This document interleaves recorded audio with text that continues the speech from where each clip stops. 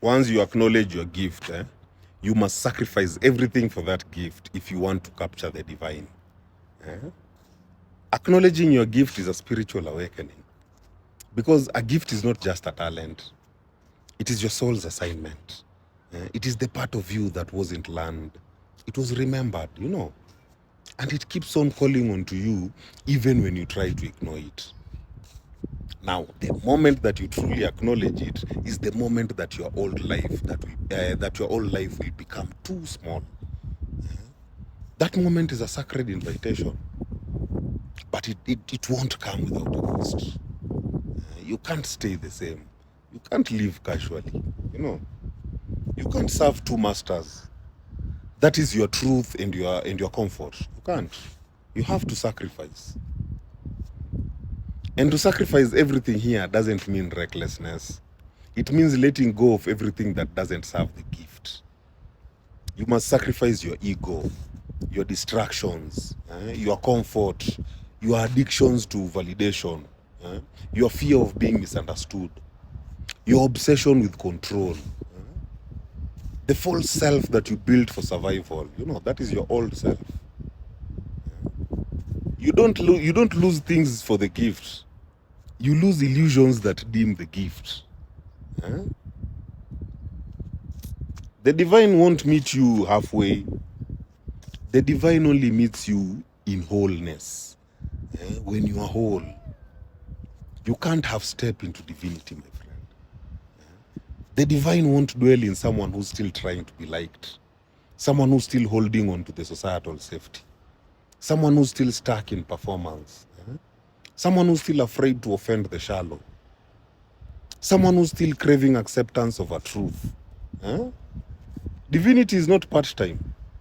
You must burn for it fully. To capture the divine, you must become a vessel.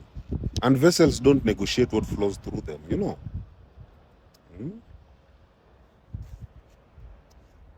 And the death of the old self, that now is the path to divine rebirth.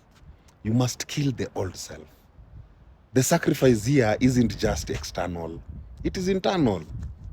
You must die too, my friend. And that is the version of you that wanted to fit in. The version of you that settled. The version of you that feared being alone. The version of you that performed rather than lived. That version has to die. Only when that version dies can the divine fully descend into you. Transformation requires death, not of your body, but of your attachments. Because your gift is not for you. Your gift is through you, And once you acknowledge your gift, you realize you don't own it. You were chosen to steward it, That means you protect it. You develop it. You give it. You embody it. You become a channel, a custodian of something higher, something greater, And to channel something higher, you must shed everything that pulls you lower, Many people want to be the divine, or want to be divine, but few are willing to be devoted. People want divine reward without divine discipline. They want recognition without responsibility. They want influence without internal work. They want magic without the mundane. But your gift only expands as far as your sacrifice, as far as your obedience.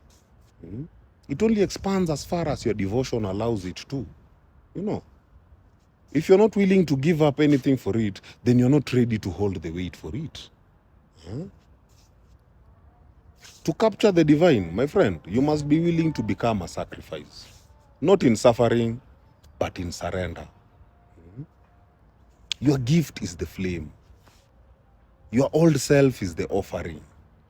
Your discipline is the altar. And your soul's assignment is the place where divinity meets you. My people, heal. Heal.